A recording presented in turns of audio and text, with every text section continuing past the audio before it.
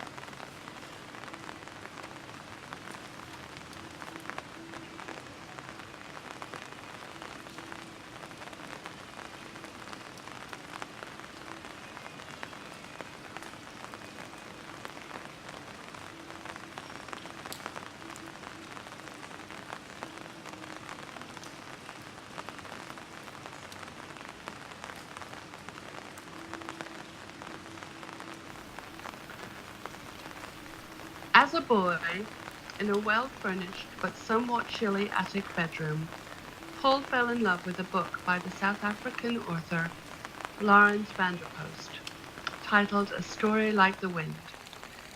It had been years since he read it, but he knew his old copy still sat somewhere among the bookcases of his old childhood home.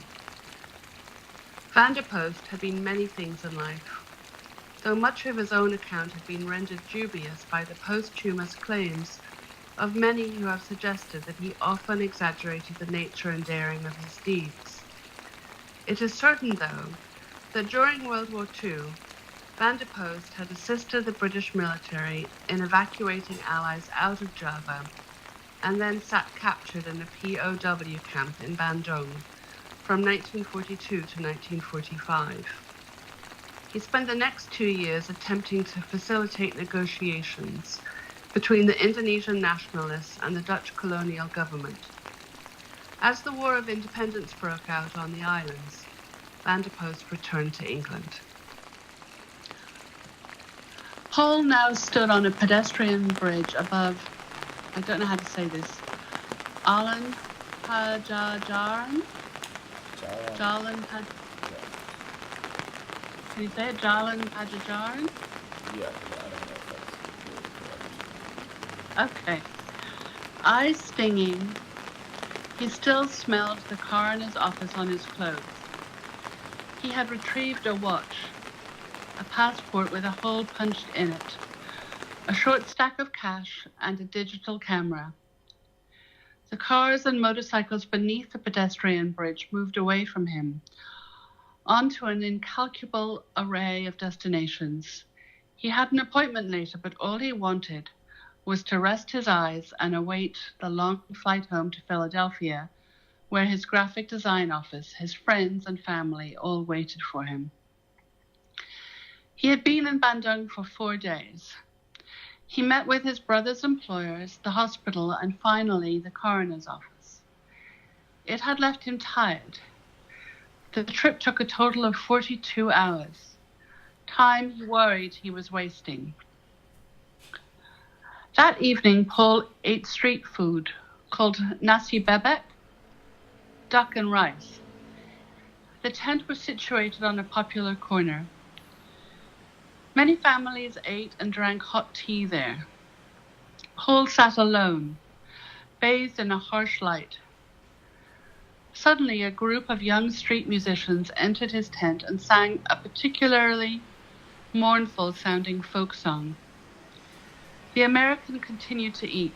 He didn't know what was an appropriate amount of money to give them, so he gave them nothing. There was one more person on his list to meet. Her name was Moira, Cameron's girlfriend at the time of his death. She was a student and a waitress, studying international relations at a local university. The entire time she'd been dating Cameron, she'd been trying to convince him to stay in Indonesia. Paul had contacted her over the internet before his arrival. She claimed to be quite busy, but in the end agreed to meet with him. The restaurant was classy. The Indonesians here sipped coffee quietly. The audio speakers played soft piano, and the typography on the walls was in English. Paul sat and found himself nursing his coffee for almost an hour. He recognized her from pictures. Working behind the counter, she poured coffee and concocted caffeinated drinks Paul had never seen before.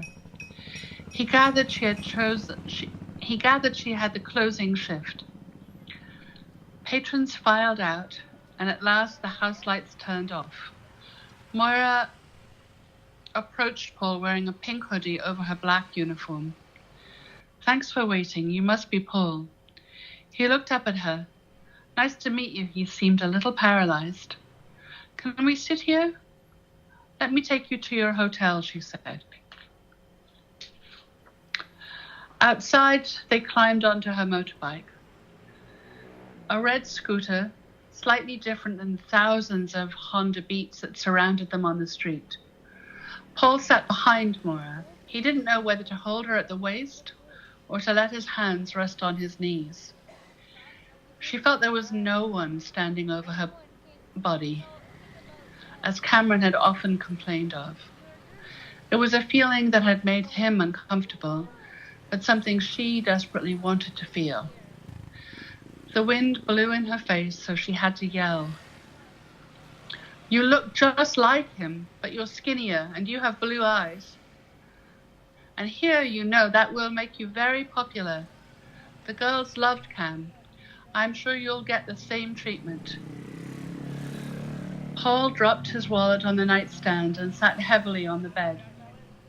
The hotel room's pressed white sheets and analog television reminded him of a motel in Colorado. Moira stood in the doorway, bored and tired. "I'll pick you up at 8. Sounds good. Here." She extended her arm, holding a folded note. He wanted to rest his back, so he read it lying down. When he was done, he let his arm drop to his side, and the note fell from his fingers onto the bed. Moira had already left. In the morning, they ate the complimentary breakfast downstairs. Paul asked her questions about his brother's death. He knew most of the answers already. "How did he do it?" he asked. "Can you show me where?" Moira felt uncomfortable, as if this would be beyond the bounds of their unspoken contract. "Let me show you the apartment first." She looked gloomily about, like the cats on the street. They entered the apartment shortly after. It was tidy and felt empty. Moira opened the curtains to the sun, awaiting invitation. Plastic lined the counters and the coffee table. Paul inspected each notable feature. He tried to memorize the names of each book on the shelf, but gleaned nothing from their titles. He saw that the fridge was empty, that the shower leaked, the bed was made, the drawers contained some knickknacks. He opened the balcony and stepped between 2 rows of potted plants. He looked east at the red-tiled house in Dago. Hotel high-rises stood in the west, a stark difference. Below him, people shuffled about the apartment courtyard like ants. Moira was crying inside, and Paul heard her. He stood in the bedroom doorway and saw her sitting on the bed. Her face was turned down, and small pools of tears were already collecting on her knees. He wanted to approach her. Why did he do it? She looked up. Her black hair clung to wet cheeks. Didn't you read the note? Cam was never one for clarity. Her body collapsed a little. I wish I could have figured him out. Paul almost offered his arm, but instead decided to say, "It's not your fault." Moira looked up at him. She was still too young to navigate this on her own. His diary was filled with writing like that. Paul's concern dissipates. He kept a diary? Yes, that note is cut from it. Where is it? I don't know. I haven't seen it since that night. Paul felt it was time to go. You have to show me where it happened. Time was still continuing in the land of the living. He felt his mother standing over him, trying to shake awake his unconscious body. He saw them crying. His sister hiding in a corner, pretending this wasn't happening. He could hear them, pleading with him to open his eyes.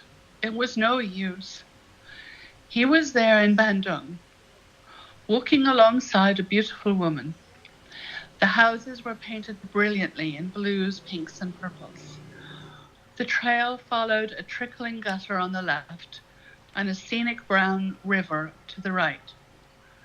Houses lined both sides of the trail and grew up from the ground like multicolored fungi that had always been there. Paul followed Moira guiltily.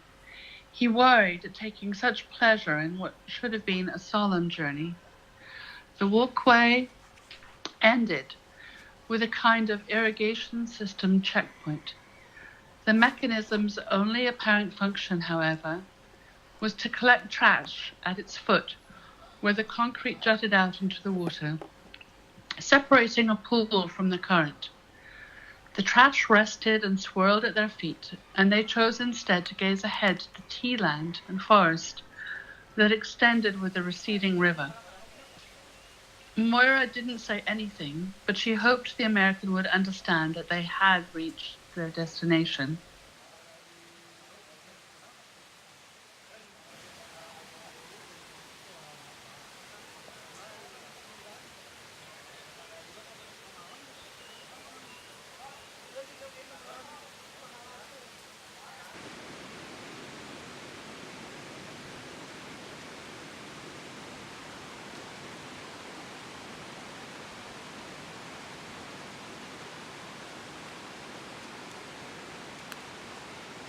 What's up, guys? What is your name? Aaron. What's your name? Rizky. Rizky? Yes. My name is Iwan. Juan. Cool. Apa kabar?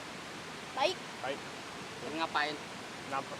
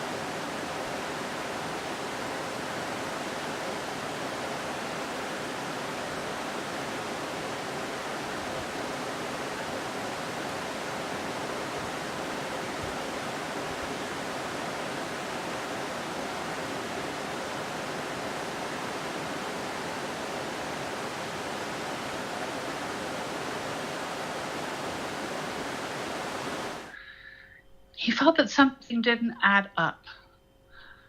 Or maybe that the proximity of answers increased their importance and relevance to his own life. Cam's office was located in a mall not far from his apartment. Paul set an appointment to return there again, but this time he met with another teacher whom Cam had once mentioned over the phone. They walked around the mall and the conversation went approximately like this.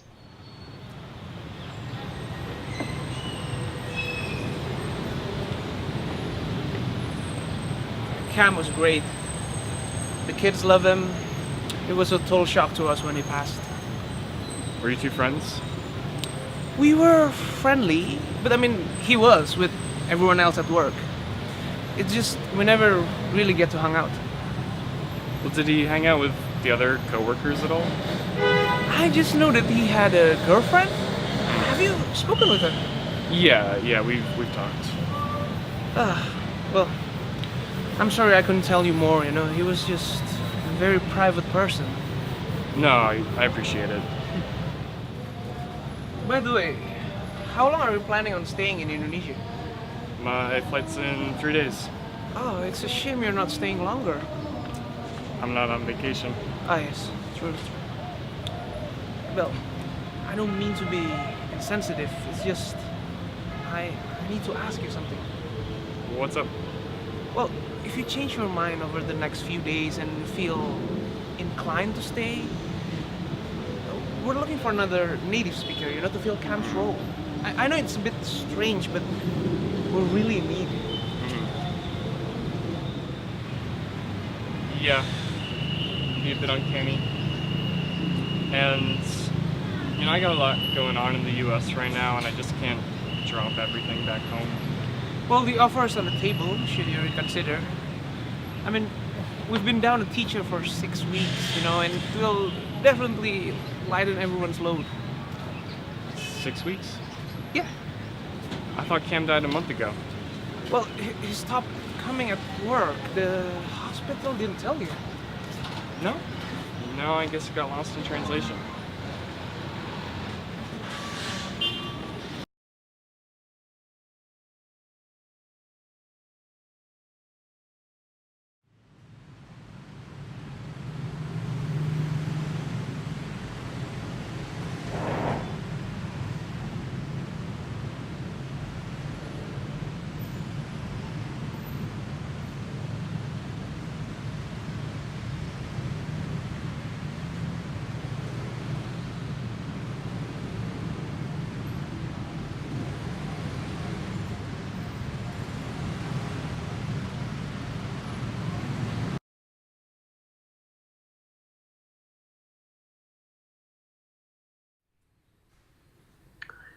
The Dutch controlled Indonesia for 320 years before the start of the Second World War.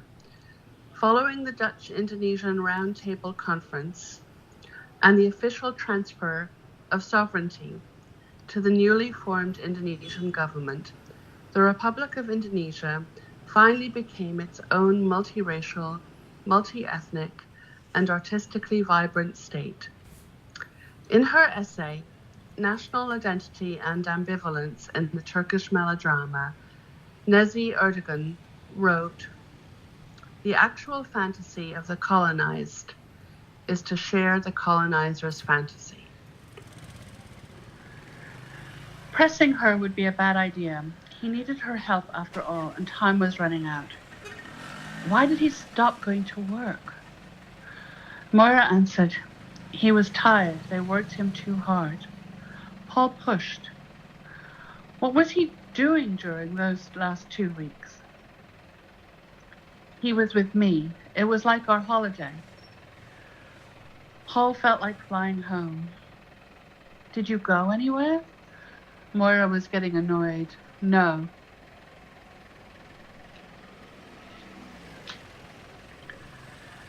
The sun shone through the windows and baked them into the bed. They stared at each other. She admired his eyes and he hers. When she fell asleep, he grew bored and left. This was his time to drink coffee and read his book. When he returned to the bedroom, he found her still sleeping. He prodded her with lips and fingers. Their laziness in the midday heat would have been a lost moment had her dripping skin not stuck to his, awakening something nostalgic and perfect in his memory. He decided that Moira would have to tell him sooner or later. They sat under the harsh light of a street vendor. Nazi Econ came to them and they ate. Moths slapped against the light and they finished their meal in silence. That night, Paul accompanied Moira to her kozan. He stood in the doorway while she dropped her bag and sat on the bed. He closed the door and sat on the bed with her. Moira dreamed about Cam first, and then her parents. She dreamed that he was still alive and just waiting in the next room for her. But every time she opened a door, she'd see him exiting through another, and so on, in the huge maze of some impossible hotel. This all faded away, and she felt that she was back in her hometown near the ocean. Her parents were standing on a beach, and they were weeping out of complete and utter shame. They turned their backs on her and walked off the sand. As they disappeared among some dark trees, the tide rose, and the surf engulfed Moira and dragged her out to sea. Paul woke first, and the room was dim. He looked around at the contents of her life. Political texts, quotes, and scribbled poems littered the corners and crannies. It was generally messy, and he wondered how old she was. He stood and approached the bookcase across from the bed. He read the names of titles he couldn't understand. One binding was black with no text, and he removed it. He read the contents and recognized Cam's handwriting. Moira stirred behind him. He found nothing of consequence, but that isn't to say nothing of interest. The pages contained many drawings, a catalogue of many dreams, and many erotic descriptions of her body. Of course she didn't want him to read it, but then why did she mention it in the first place? The next day they returned to Cam's apartment one more time. Paul wanted to retrieve some of his brother's books. When he finished packing, Paul and Moira sat on Cam's bed. Half mumbling, "I have to go home tomorrow." "No, you don't. You want to." Paul looked at her. "I came here for answers, but I don't think I'll ever find them." To which Moira responded, "You should know by now." "How could I? I never really knew my brother." They fell asleep, but an hour later Paul woke up and called his mother out in the other room. He told her when to pick him up at the airport and that he had found what he was looking for. Moira woke to the sound of their conversation. She had never spoken to Cam's mother, and now she felt that this woman must hate her. Paul hung up the phone and returned to bed. Moira whispered to him some sweet words he couldn't believe he was hearing. "I've been offered a job. Same work as Cam. Will you take it?" Paul chose his words. "I don't know. My plane leaves in the morning." Moira said, "If you go, there's something I want to ask you first." Her soft request graced his ears like water lilies, and he was suddenly quite aware of a current snaking him deeper down a river he felt reserved for those truly evil or truly great. Okay.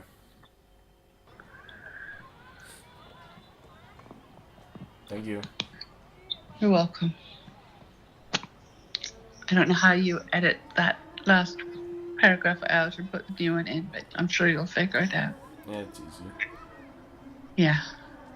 Did you stop recording? No, I'm still recording. Okay. What did you think? What did I think? Yeah. Oh, it felt like there were so many. Well, the first thing I think is it's a powerfully compelling story. I think it's beautifully written. I first started to read it, I felt like I was reading a story, in a book of short stories. And then when I kept reading, I got really sad, obviously. And then when I kept reading even further, I wondered if it was appropriate. It felt like levels of inappropriateness. Like, should the brother be enjoying himself? Should the brother be kind of considering taking over the other brother's life, and maybe even dating the same girl he dated? And should a mother be reading this story? Just felt like there were like multiple levels of possible inappropriateness. Mm-hmm. And so I just decided to read it anyway without talking to you about it first. But I had all those questions, of course. I decided to read it without questioning whether I should. Okay. Does that make sense? Yeah.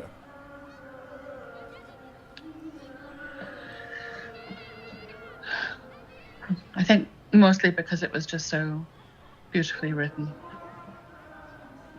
What? What do you mean? Just seemed like